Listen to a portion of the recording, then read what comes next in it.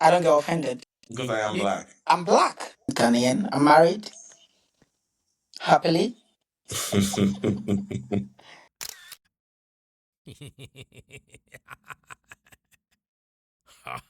Going to the northern part of the United Kingdom, I have here with me another brother from another mother. And yeah, we are just going to discuss experiences, stories, opportunities, opinions, and from there to there to there. So before I let my guest introduce himself, I would like to tell him that there are going to be four stages in this podcast. There is going to be a discussion time. There is going to be an opinion time. There is going to be a story time and a smart time. So, Doc, do well to introduce yourself to our viewers. Let us know who you are. And yeah, if you're ready to share some stories with us today, you have the floor. Right.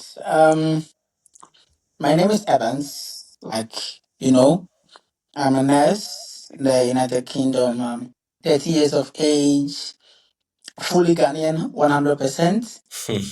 Did all my schooling in Ghana, and then I moved to the UK in a little over 2 years. I would say I'm my third year in the UK now. Mm. So, but I'm 100% Ghanaian. I'm married happily. Yeah, that's a little about me. Okay, yeah, I mean, that is good to know. So yeah, Evans, we are going to talk. So let's just dive straight into it. Discussion time. Since you are a nurse in the UK, there are there has been stories in the UK, Canada, US, Europe, everywhere that there are some people who actually reject being taken care of by black nurses. Like there are some patients who are saying that they don't want a black nurse. Is that true? It is true. I would be lying if I said that's not true. It is true, but that Mm, is just a vast minority of the people. You know what I mean? Most of the people here, or most of the people that I have come across with, or I have encountered, are very, very receptive. mm, So it's about 1% or even less of the population of the people I take care of who would mm, not want to, and even mostly it's not always that they don't want you to take care of them. Is that they say things to hurt you, things that really can get to you. So that things like what? oh, you know what it's not just in the healthcare sector. It spans Mm, across everywhere. Obviously, mm, there are people who are racist, so they'll tell you stuff like mm. "Get out of here, you black cow, you black this, you black that. I don't want you here." It happens. You know what I mean? It happens, but like I said, it's just a minority of them that do that. So yes, Mm. it happens. It does happen. So, being in the health sector for almost 3 years in the UK, if there is somebody who just arrived in the UK or anywhere in Europe or anywhere abroad aside their home country and they are pursuing nursing, what are one or two advices you have for them so that they don't get influenced badly by these things, these discriminations? Right. So what I would say is know who you are, know what you're doing, and then have patience. I'm not gonna lie. Even back home in our own country, we have people who discriminate against us for for dubious reasons, like the tribe that you come from and all of that.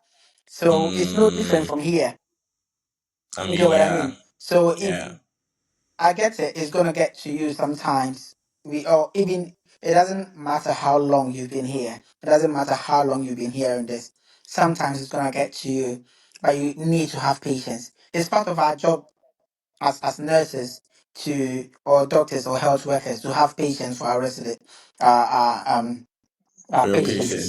You patience. know what I mean? So it's not just about abroad, it's everywhere. Even in our own homeland, it happens to us. So you have to be Mm-hmm. patient. You have to know why you're here. You have to know who you are. Don't let Mm. these things get under your skin. You So need you to have grow to be what I call patient with a your thick skin. patients. You have to be Mm-hmm. patient with your patients. Exactly. You need to develop a thick skin towards these things. Mm-hmm. If not, you cannot Got cope, it. honestly. If not, you cannot cope.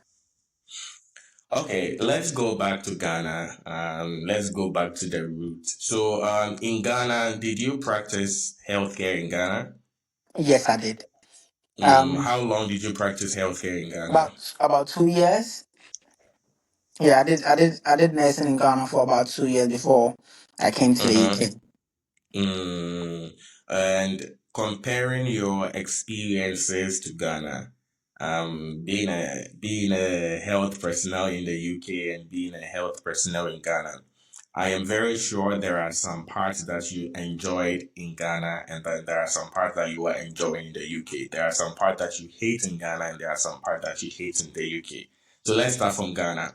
What are some things that you enjoyed as a health personnel in Ghana that you think you are not really getting in the UK that you actually enjoyed in the time that you were working as a nurse in Ghana?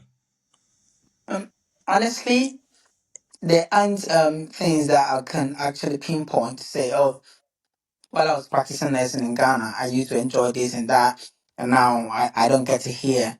There are obviously differences in the scope of practice, in the way we Mm, do things here as compared to how we used to do things back home in Ghana. But then sometimes you do miss certain things in Ghana. I'm not gonna lie. I mean mm. in regards to my field of work, in regards to my practice, I do miss certain things because Like which things? I want you like to mention some of these when things that you back miss. back home I used to work in the emergency department, yeah. So Mm, that rush of adrenaline that comes in when you have cases that you have to manage. Sometimes I don't mm. get that here, and you do miss that sometimes, like because I remember back home I Ah, used to. you miss the rush of adrenaline when Oh emergency. yes, Ah, oh yes. That you know when you you said it, won't I didn't really think about it. I was processing it like, what? you won't understand. If you're not a health worker, you won't understand. Yeah. Now, as health Mm, workers, you always want to be on your toes. Now, work in the health sector is not something that is you never stop learning. Yeah. So mm. when you get certain cases that you need to manage, it actually gets you in the mood to revise all your notes, in the mood to bring up your A game. When these Mm. things happen, when they come in, that is when you actually test yourself. You know what I mean? You get to test yourself to see that all that things that you've been learning, this is the time for you to So you actually enjoy the ex- challenge.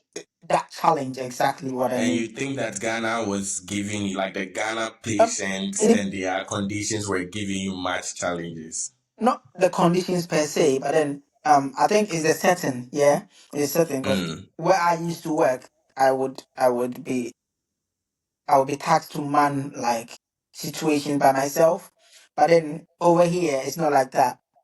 There are mm, there are certain things that, or almost all the time, you need to get someone else to come in. You get what I mean? You need to get yeah, authorization, you need to get permission from someone else for you to be able to deal with certain things. But then like back everything home, is you have protocol and exactly procedure. the protocols and procedures because obviously things are more checked and regulated here than back home. So back home, Mm. you get that chance to actually put your knowledge to bear, bring forth your experiences, your knowledge, and manage situations. But it's not the same here. I have a question. Don't you think that procedure in Ghana is very risky? I mean, not on your side, but maybe to other nurses and doctors who are a little bit indisciplined. If they are given the free will to do whatever they want to do with patients, don't you think at the end of the day, the patients are rather going to suffer? Unlike the UK where everything is checked, so the possibility a doctor will mess up is very low. But in Even Ghana, it's probably high. even here, that like there is that checks and balances. Still, people can make errors. Making an Mm. error in healthcare, I wouldn't say um it is permitted, but then it's something that sometimes you cannot run away from. You get what I mean? Errors are meant to Mm. happen. So what we try to do as health professionals is to try to bring it down to the barest minimum. Because everything that we do is in the best interest of the patient. I don't think there is Mm. any health worker, any doctor, or any nurse, any lab technician who would enjoy making an error that will cost the patient their life. You know what I mean? Yeah. But then sometimes, if you're not tested enough, there are not always there are always cases where there will be a scenario where you don't have a doctor to hand. What do you do if you've not been trained enough to actually manage such situations? So say if a Mm. doctor is out on maybe the doctor is on call, we have something that we call on call doctor, right? Now the doctor is Mm. on call, an emergency situation comes in, and you don't have that training, that expertise, the confidence to actually deal with such situation before a doctor comes in. What happens? So these Yeah. things that we do, they give you experience, even in life. That you make errors, you make mistakes, and then you learn from these From mistakes. them. It's not to say that you use someone's life to learn, but then if you don't manage it, there is no chance that you Yeah, can I get the actually learn from point. them. And I have Mm. experiences with such things that I had to learn Mm. on the job. There are some things that Yeah. school cannot teach you. There are things that you cannot actually know right from school. You need to experience them before you actually Mm. have that knowledge and confidence to deal with it when it happens again. So even though Mm. it's risky to a certain level, but then again, everything in life is a risk, right? You take risks Yeah. sometimes and you save lives. Mm. Because if you chicken out and say, oh, I can't do this, I have to wait for a doctor to come in. What if the doctor comes in and the patient is dead? Like I said, I have How do experiences. you deal with patients who leave us? How do you deal with the emotions attached with that? To be honest, Jeff, there is no dealing with it Ah. unless you are someone that really don't do self reflections. There is nothing like you don't get used to it. You never get used to it. I've seen a lot of people die. Even Some of though they my are not related to you exactly, even though they're not anyway, related to you you in still any feel way. the No, pain. as a health worker, as a health worker, I cannot speak for other people, but for myself, I form this kind of relationship and bond with my patients. Yeah. So even though we are not related by blood, but then when they pass on, Mm. there is this emotion that you feel because these people come in, they look to you to be able to help them. They look to you to for as a sort of I'm sure of words to use. They look to you that you are the one with the knowledge, the expertise, Yeah. the experience to help me through this. Hmm. So in that moment in time, they trust you. Yeah. So you Mm. form some sort of rapport with them, some sort of relationship. So when they pass on, regardless of the number of times you've experienced it, it hits you. It really does. But then you got to be a bigger person, soak it in, and then take care of what is next. The British families and the Ghanaian families, which one, based on your experience, react strongly or better Bro, when a I family won't is even let you is finish this question. deceased? I'm not gonna lie. The British they are the best. Like, how do they react? Now when it seems I don't know if it's the is in the way we were brought up, but then over here what I've experienced is that before a patient dies, the family has already gone through some part of the grieving process. So the way Mm. they take the news, the way they react when you break the news to them, they take it in such a calm way, like they've already dealt with it. I think Yeah. most part of it is due to the way that this our system is set up. I've had people back home in Ghana where I've broken the news of a relative's death, and then they try to even attack you. People see it in movies and think that oh, this can only happen in movies. But I have had a real life experience where the person tried to attack me. But over here, Wow. there's never been a day that I've broken news of a patient's death and had as much as even like a shout or anything. No. Wait, the conversation is nice. You mean you have broken the news of a deceased family member in Ghana, and the family member who One tried listened to to the attack me. news attract? Why were you there? What? Yeah, it doesn't make sense. But then in when I believe you have a background in psychology, so you know the grieving Mm-hmm. process, the doubt, the denial, anger. Yeah. So when you tell them, in as much as it looks like in theory, you learn it in theory, but then when you take a critical look, in practice it happens. You tell them Hmm. and they say, no, you're lying, this cannot be. Hmm. So you try to console them. Oh, I'm sorry, this. That is when the anger sets in. Hmm. At that particular point in time, it is not them acting, it is their emotions acting out. Well, that is Yeah. where, as a trained person, as a professional, that is when your professional um calling comes to duty. Yeah, that is where you actually have to take charge of the situation and then let them know that in as much as you regret what has happened, or in as much as you feel empathy for them, they need You to did your keep it best. together. You did your best. You know what I mean? Yeah. So it's not their fault, I would say, Hmm. but before they eventually get to the acceptance stage, they actually go through the anger. They deny, they go through Surely. the anger and all of that. So at that point in time, when they're in the anger stage, they do anything. Hmm. But then over here, it's That almost would be as very if scary though. over here the difference is it's almost as if before you even break the news to the family, they've gone through the denial and the anger and the liberation stage Hmm. already. Yeah. So I mean, in Ghana, when the person, like, I mean, when the person, there are some instances where you know the person would die. For example, motor accident. The family will come and they see the condition and they still believe that a miracle a can miracle happen. would happen exactly. Yes, they We don't want we to don't accept. most Ghanaian families don't deal with reality. Yeah, they always believe, and it's like I said, it's in the way we were brought up. They always believe a miracle Hmm. will happen some way somehow. God is gonna come through and pull through for them. Yeah. So when it doesn't happen that way, that anger and displacement from whatever it was, like maybe from disappointment with God or with disappointment with whoever it was, they displace that anger on you. That is when you see you find some of them trying to attack you, like say harsh words and all of that. But like I said, as a professional, you soak it in and then you let your Hmm. professional values come to bear. The next question I wanted to ask you. So then let's go to what are the nice things that you are having as a health professional, like comparing the profession, the job.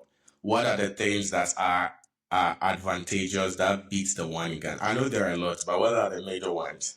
Uh, for me, honestly, it will be the sense of gratitude, sense of Mm, acceptance that we get here.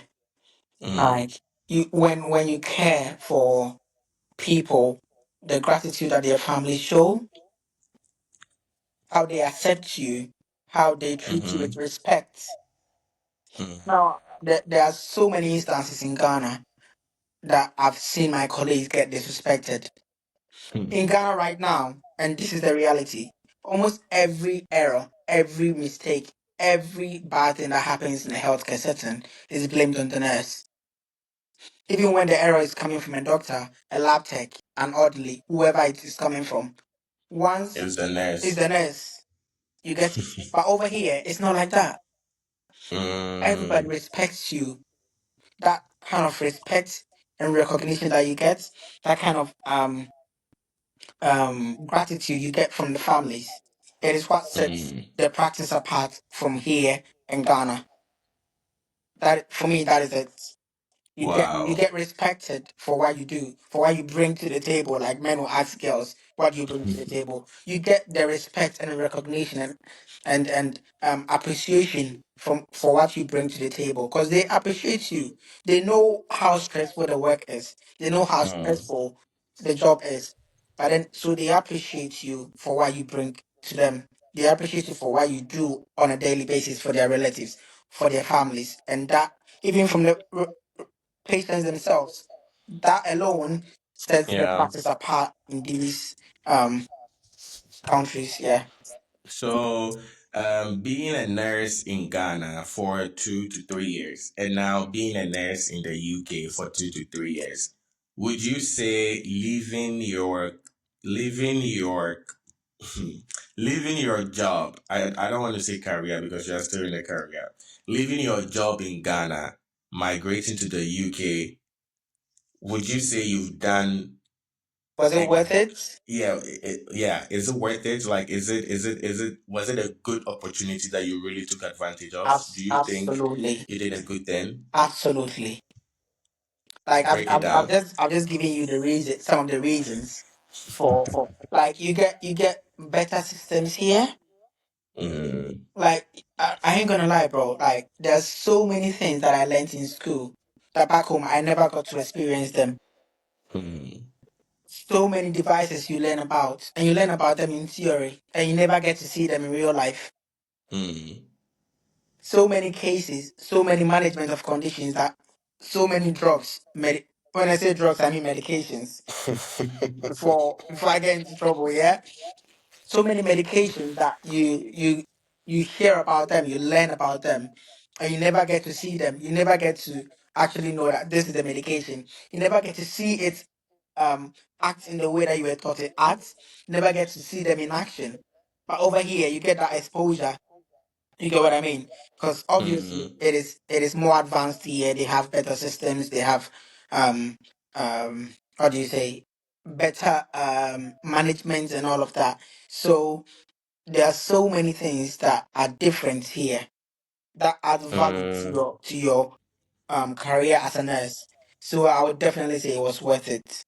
Yeah, I mean, there are people who have gone to do vocational or technical courses, and everything was book, book, book, book. They haven't even had, like, No, there's somebody has gone 4 years, 5 years, technical training. The machines for what he went to learn, he hasn't even seen them before. and How is that even that is possible? the sad reality. That is the Wow. reality of what we've got to go through. But then, so if you ask me, was it worth it? I would say definitely was worth it. It was. Great. So definitely worth it leaving being a nurse in Ghana and rather being a nurse in the UK. So yeah, that was about discussion time. So now let's go into the opinion time. We want to know your opinion on certain things. The UK is saying that they are also coming to crack down on immigration. Do you think like all these countries these days are crying about immigrants, immigrants, immigrants? In your opinion, do you think that immigration is really their problem or they just want some people to lay their propaganda on? But do you really think immigration is because you are an immigrant in UK and you are really serving the country and its people. You are they are actually benefiting a lot from you. How many lives have you saved? How many families have you touched? So do you really think the downfall of the Western countries are immigrants? Right. So this question is quite dicey. Why do I say so? Now, when we talk about immigration, and it's quite sad because when they talk about immigration, they don't talk about illegal immigration. They talk about immigration in the whole sense of it. Right. Mm-hmm. Now, I am an immigrant. Like you said, how many lives have I saved? How many people have I um patients have I touched? How many families have I encouraged or touched or reassured or whatever? But then, so you see this news in the on telly, on the internet, and then it breaks your heart. It makes you Yeah. feel like, you know what, you're not needed in here, and it's quite disheartening. But then, if you ask me, is immigration really the problem? Now, people migrate everywhere. They go there. For example, I'll use myself as an example. I pay my taxes. I do what I have to do as a good person in the country. I wouldn't call Mm, myself as a good citizen or whatever of the country. So if you still think I am the problem, then I don't see where the problem actually is coming from. Because I'm not doing anything bad in the country. I'm not a criminal. I mean, when it comes to illegal migration, I absolutely 100% agree with them. It has to yeah, go off. It has to be cut short because all mostly when people commit crimes, you go into their background and you realize that they're all illegal immigrants. yeah, You get it? So if it comes to the illegal part of it, absolutely agree. It has to go off. But then what about people who are here genuinely, who are here and contributing positively to the economy, who are here exactly. and contributing massively to the growth of the economy and the country itself? If you make it look like you all are the problem because you come to this country, then what are you trying to say to me? I didn't come here Mm, to do anything bad. I didn't come here to rob anyone. I've you actually are come stealing here their jobs, they to. say. Have Oh, you stolen their jobs? I don't think so.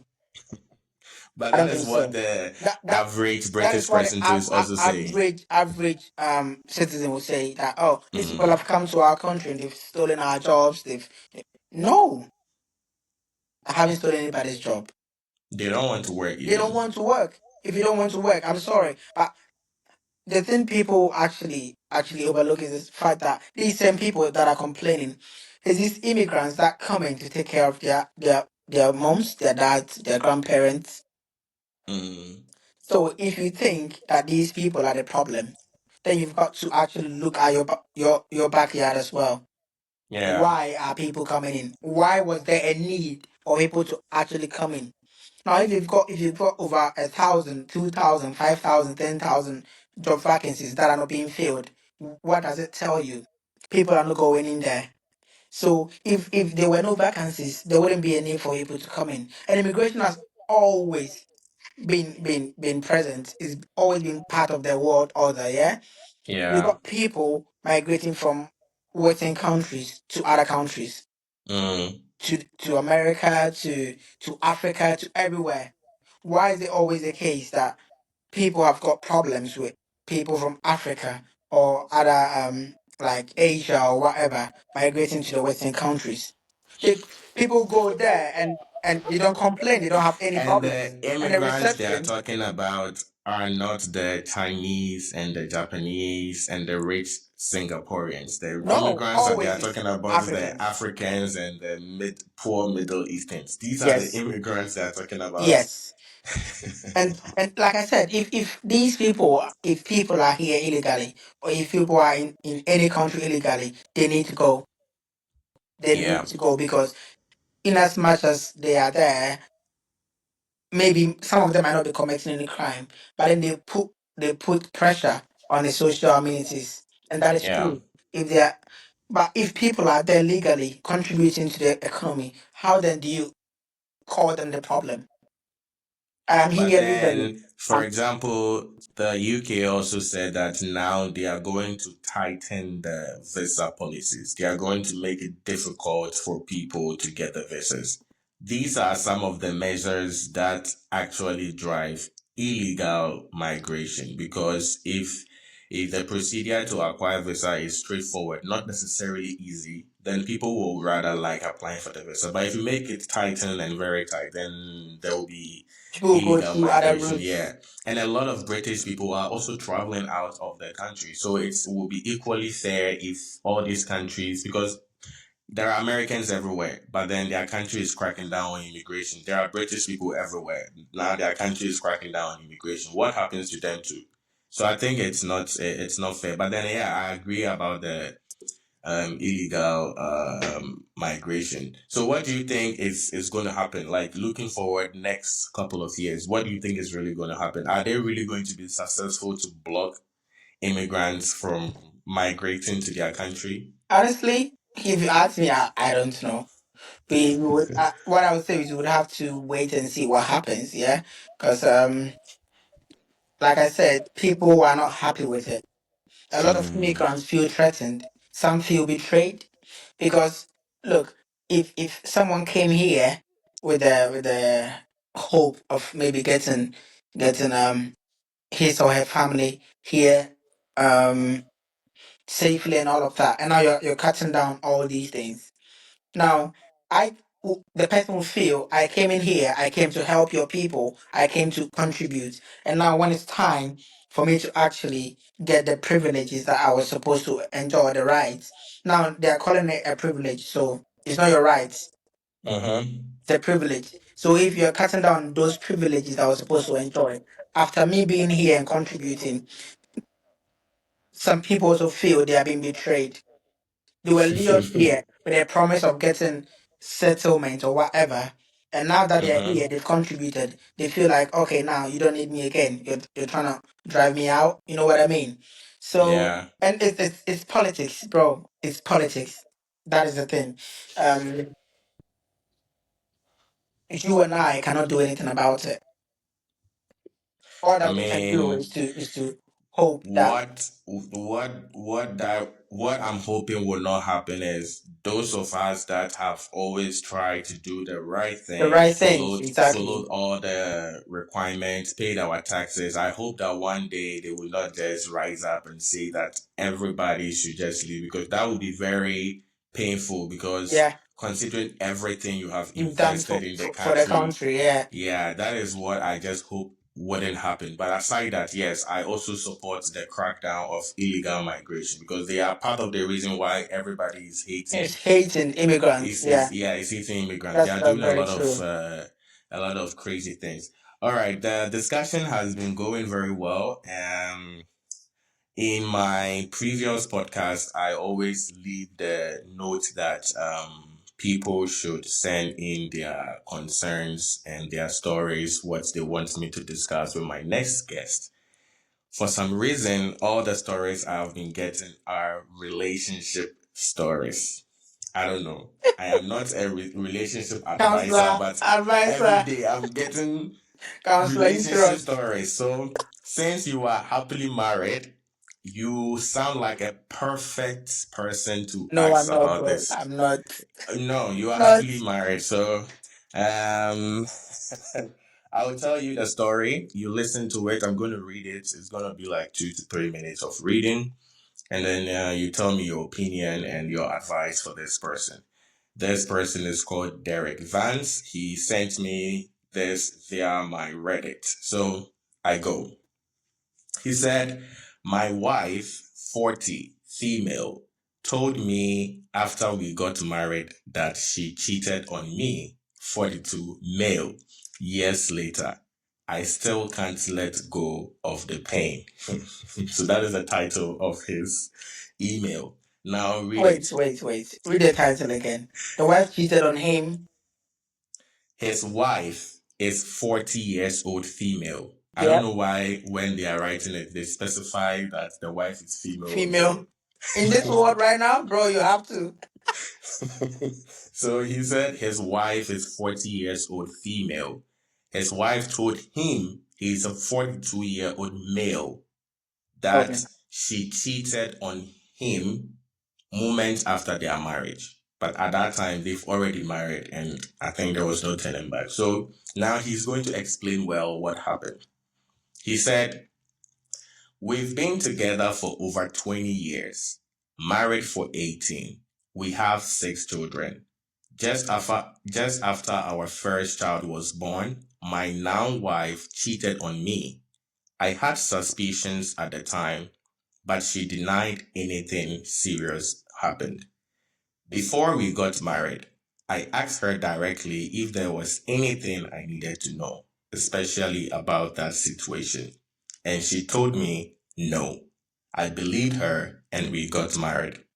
A month later, she confessed she had slept with the guy. She said it meant nothing and didn't want it to affect the future, so she kept it to herself. That hit me hard. I felt robbed of the chance to make an informed decision about marriage. I didn't react well. Over the years, I've become withdrawn at times and resentful. I've tried to work through it, but it's difficult when she doesn't want to talk about it anymore. She feels I'm holding on to something that should have been let go years ago, and that hurts her.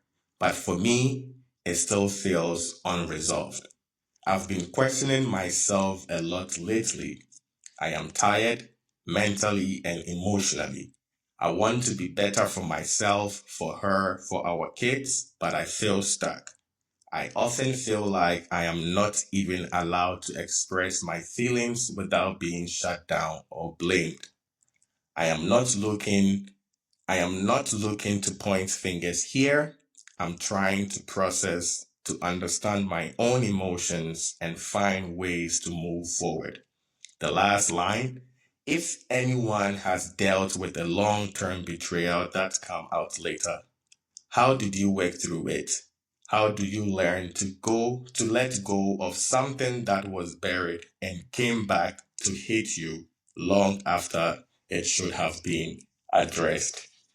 So his message is very touching. Married for 20 years, being married for 18 18. years, being together for 20 years. She cheated after they had their first child. And it's been 20 years and it's still hunting him. So they say men don't forgive cheating. I think No. it's true. So yeah, my brother, this person trusts your opinion. That is why he sent me this quote. So what are your thoughts? What do you think? What are the options for him based on your theory and your thoughts? Please let us hear you. Honestly, speaking on from my low perspective on marriage and relationships and coming from a place of mental health, yeah, I think he has a valid point, and the wife didn't help matters in the beginning. They should really Mm-hmm. have spoken about this to ensure that he gets closure. Because he didn't get that closure, that is why it's still haunting him. And then, Yeah. in a way, he would still feel if you were able to do this to me, it means that you can do it again. So his Hmm. points are valid, and it was wrong on the wife's part to just brush it under the carpet like nothing happened. Now, cheating is quite is something that is like on top of the betrayal list when it comes to relationships and marriage. Yeah. So I think what she should have done or what they should have done back then was to see a marriage counselor Mm, and then speak to each other about it. That would have helped yeah. for him to get closure and then moved on. But because he felt that the wife didn't listen to whatever his feelings were, that is why even after so many years, he still hasn't been able to let go of it. Because every time he closes his Maybe the eyes, wife is also shy and uncomfortable to talk about no, it. I It mean, happens if sometimes. if you were shy and uncomfortable, you wouldn't do it in the first place. I've always had this opinion. I say that apart from women who makes it obvious that they are in sex for material gains, before a woman would allow a man to have sex with her, she should have strong feelings for him. Yeah. Women are not like men. Men can just see a man can just see a woman and feel, oh, this girl has a very nice body. This girl has a very nice shape. Is your And wife sitting behind you oh, before I see a knock on your head? no, she's not. No, she's not. I mean, I talk about these things with my wife. I mean, my wife is like my best friend right now. So we talk about these things because we know in marriage these things can happen. And this is coming from a place of real genuinity. Yeah, I've had an experience with this same thing before. Really? Yes. We are in story time, so please tell us. Only that mine was not in marriage. We were just Please dating. tell us. We are in story time. We are still in story I mean, it time. was just dating. So it's still story time. Let's go. We are interested to hear. In my case, what happened was my then girlfriend Mm. slept with or had sex with her ex. Hmm. The Women the and their exes. the guy that he actually left for me. She slept with him. I didn't even know about it. She never said anything about it. until a text message from the guy at that time came to her Came. phone. I was sat by my laptop doing some project work for my final year in school, and then this thing happened. And she was with me, actually. She was with me when, so her phone was there. Then I saw the text. I initially I'm not one. I'm one of those guys that I never go through my partner's phone. Mm. So the message came, I ignored it, and then two more messages came. So when the pop up came, I was like, what is this? So it just, I don't know, for some weird reason, I decided to check, and voila, the guy actually was sending money because apparently she was supposedly pregnant, which was fake. Just wanted to get some cool cash from the side, you know what I mean? So that is how come I got to know. It took a Wow. while. I'm not gonna lie. It took a while because we'll be in the same room. I won't even talk to her or anything until I was bold enough to say, you know what, I want you to talk about it. So walk me through with how it all happened and everything. We spoke about it, and then after a few weeks, I was able to get closure and then let it slide. That was not, we broke up, all right, but that was not the cause of our breakup. The This reason. was So this you was were willing to trust her again, even again. after I everything actually that's did. happened. I actually did. Wow. But that is me. That is me. But it doesn't mean that this man has got to do the same thing. Yeah, yeah. I Like I said, mean, we actually talked about it. I made her explain everything into details, and that in a way sort of gave me closure for me to be able to trust mm, her again. And then for it took a while for me to trust her completely again. But then I gave her that benefit of doubt that, you know what, I'm gonna give you this chance to prove yourself again. We all mess up sometimes. We all do. But then when if I don't think I would have been able to forgive her if she had acted defensively and said, you know what, this is nothing, just let it go. yeah, You cannot just rubbish my feelings. So I think yeah. where the problem was the fact that she didn't recognize his feelings, and then give it didn't give him that sort of chance to actually express himself and get closure. Closure, in as much as people think, oh, this is bullshit, really means a lot to some people. Many a times, women think that our feelings are not worth validation, so they just brush. Well, I They think only think their feelings, many a times, their feelings are the matters ones that needs to be happens. Women will always validated. be women, men will always be men. You know what I mean? So I think he has a point, but it's still not too late. It's still not. I think that is the thing. He's not gotten closure over what happened. He needs that closure Mm, for the sake of his mental health. He needs that closure. So I think the wife should. I don't know if she was not willing to talk about that years ago. I don't know if she will be willing to talk about it now. Because she would also feel I'm gonna just open old wounds. yeah, But then I and go think they back to need it. they need they need like a professional in between them, a mediator sort of, so that they all talk Yeah. about it. I believe it will help. It will Do you help you to think get men closer. are very weak when it comes to sensitivity? You know what? Men form. We normally form bosu abi odogu abi this abi that. But trust me, men are very soft. When a Because for man when 20 when years, a he's man when a still, man when a man loves, yeah, they go all out. They go all in. Everything, mind, body, heart, soul, everything. They go all in.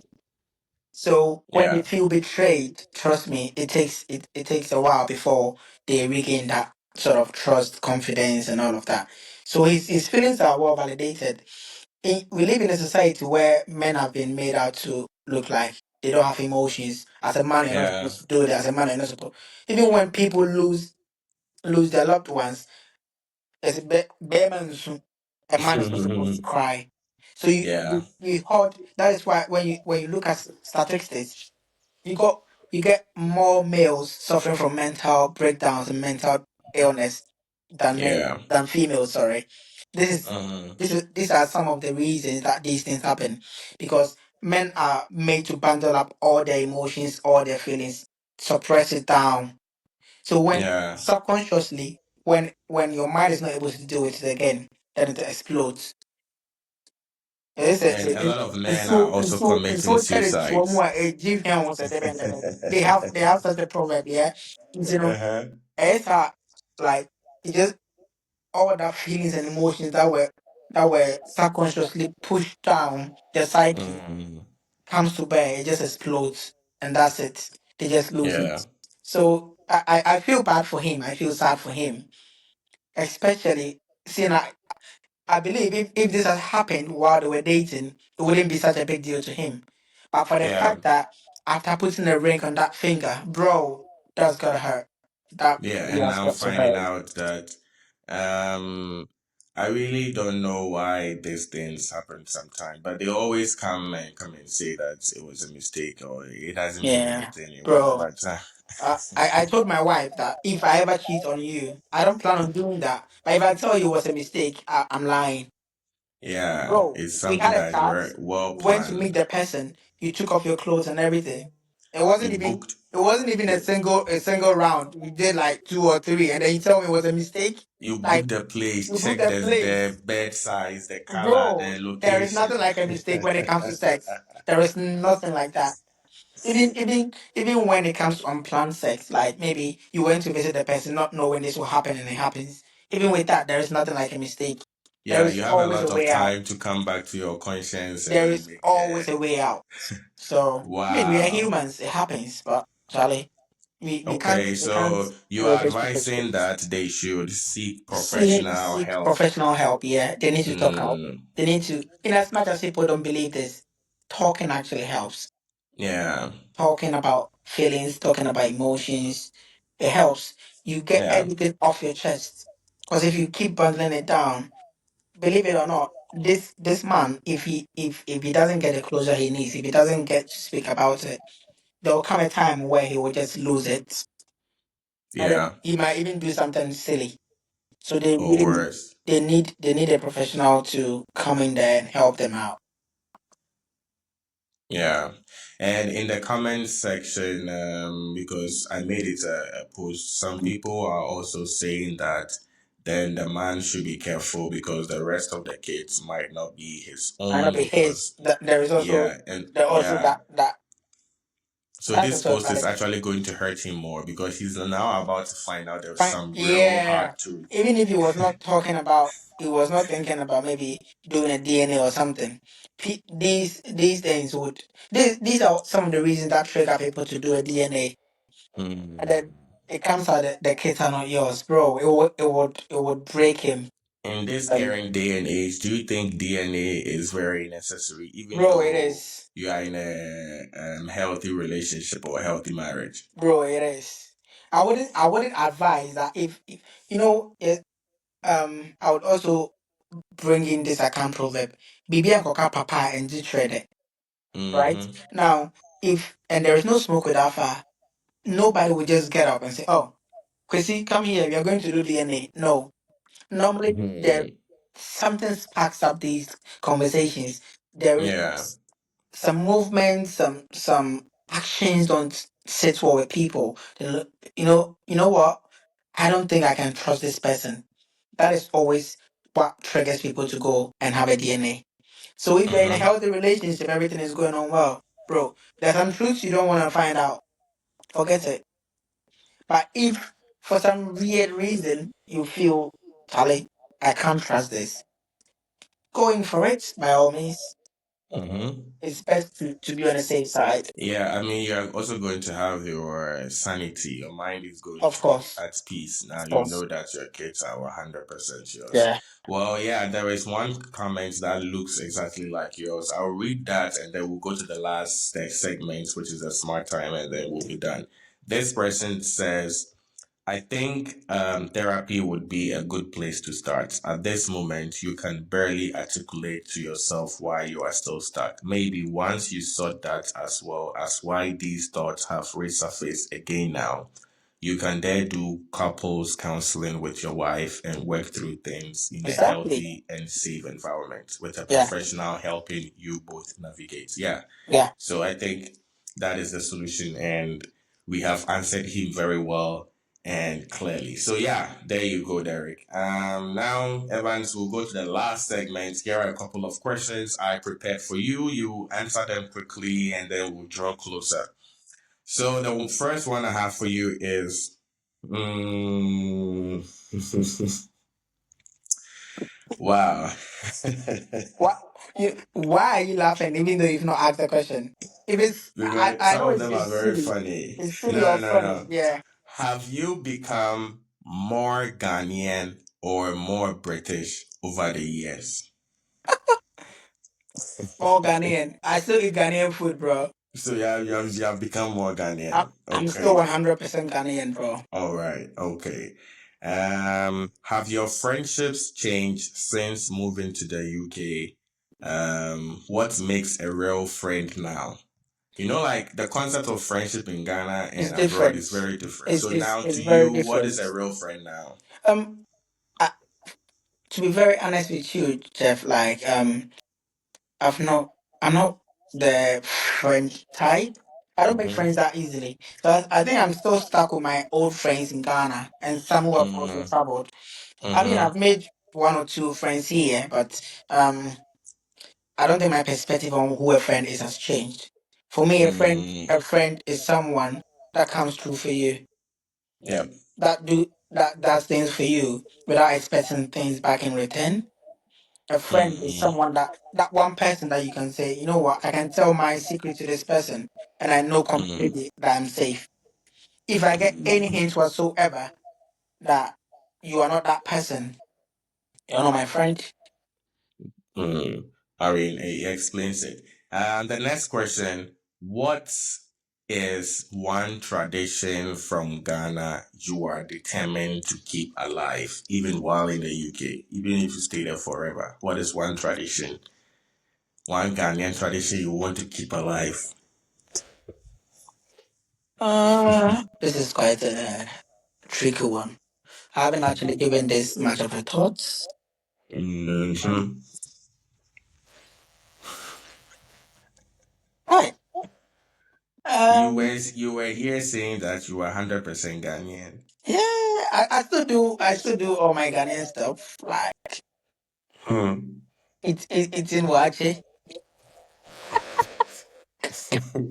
Either way, yeah. It's I in Wa- mean, it I can can also be I a can never tradition you stop, want to bro. keep up Like with. I can never stop it. Okay, so eating wache is your answer. Wow, Ghanaians will be would love to hear Or this. eating gobe, bro. Like ah, after Okay, that, what else? I What else? mean, I think your answer is very valid. Eating wache is a Ghanaian culture that a lot of Ghanaians Oh, wouldn't want to no, lose. no whistling was perfect. I don't want to invite dwarfs into my house. Do you think there are dwarves and spirits and ghosts in the UK? Ghosts certainly dwarfs. Nah, bro. Like even in Ghana, I've never seen a dwarf Like before. the way we see the way we see the concept of demons, witches, Oh, Satan, dwarves. definitely. Dwarfs and those things, no. But witches, demons, I think so. So do you Ghosts, think the most demons and definitely. witches in UK are doing the same things our aunties and uncle witches are doing at home? What a way. I mean, I've had people like proudly say, oh, I'm a witch, I'm a white witch, I'm a this, I'm that. And they Mm-hmm. look like normal people. Yeah, And everybody's, oh, like people vibe with them, people talk to them, people live with them with yeah. absolutely no fear whatsoever. Back I home, when think you the say way I'm a they do witch, it the in next the Ghana. next moment you be lynched, bro. Like Yeah, I think the way the white man sees witchcraft is it's different it's way different. from the way we What see witchcraft when you from say here. you're a witch in Ghana, people automatically see vampire teeth, blood, and everything. You're sucking blood, you're eating human flesh. Ah, it's crazy. Like. Okay, this question is the last one. You have two options to go. You have two options to go back to Ghana and work in the health sector, but this time have the appreciation and recognition you are talking about, but then have a very, very, very low minimum salary, or to stay in the UK without the appreciation and acknowledgement you are talking about, but with a higher salary. Can I pick a bit of both? No, you have to choose one. Bro, I would rather get rich and get disrespected than I ain't gonna lie. So your problem was the money. Not really the money, but bro, like, why would Hmm. I want, especially in the Ghanaian economy now, go back home? People will smile to you and then you'll be dying in hunger. Bro, I can't do that to myself. No, I've got a family to feed. So you I mean, rather when be people are not rich. when people are not appreciating you at work, sometimes there are things that we say, things that motivate you. People Mm-hmm. are not appreciate motivation, appreciation, and all of that are stuff that count towards motivation. Yeah. Now, if Mm-hmm. you take some of that away, and you still have some of it left, you can work with it. Mm. So I mean, even if I yeah. don't get the appreciation here, and they're gonna pay me like 100K a month, you can take the appreciation if you want to insult me. What I'll grow is a they, thick skin.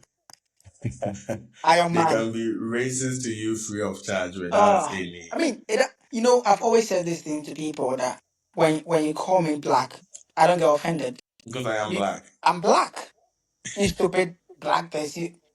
No, bro. When I'm chilling in Ibiza, when I'm chilling in Maldives or whatever, it's not written on my forehead. Black cunt, black whatever. You can say Yeah. whatever you want. Once I go out of the uniform, I'm just who I am. I'm happy. So those things, honestly, they don't I get to. mean, what is even wrong with being black? I don't understand it. That is I the. don't I, You I you don't see, know how they are seeing it or most how people who are they racist, think of it. most people who are racist are stupid. I would say. Why would Mm. you even assume that I'm offended by being black? By being me. You are white, and you're not offended by being white. Why would I be offended by being black? Yeah, I really don't get how they see it. Yeah. So that is why it's a good thing that it's just the minority who are like that. Because Yeah. most people are wise enough to know that, you know what, this is just color. It doesn't do anything to us whatsoever. But if you're Yeah. stupid enough to think that because I'm black I'm inferior, or you can get under my skin, you're welcome to try.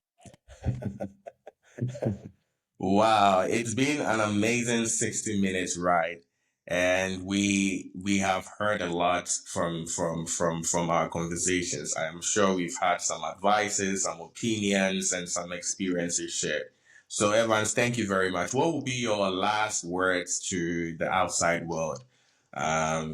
I mean, if you have something that has been on your heart that you wanted an opportunity to share with the commoner people, this is the time. So what would be your last words to us?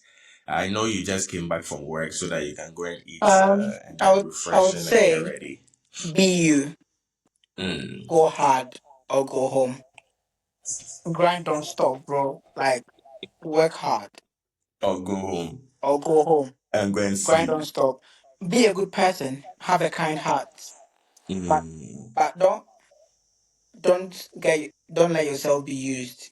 That is it. Yeah, Have a got kind it. heart, but don't let people abuse it because you are a good Abuse it. person. Got But it. have a good heart. That's it. I mean, it If makes people sense a if people lot. don't appreciate it, that is on them. But you have a good Mm. heart. Go hard or go home. That's it. Go hard or go home. This will be our last and final words from our brother. All right, so we really do thank you for your time and for your patience. Viewers, I also hope that you got something from this interview. If you like the do or to like, subscribe, write a comment, let us know what you want us to talk in our next episode. I'll leave my brother, let him go and eat his banku and Sure, ever. bro. So bro, I will contact you privately right after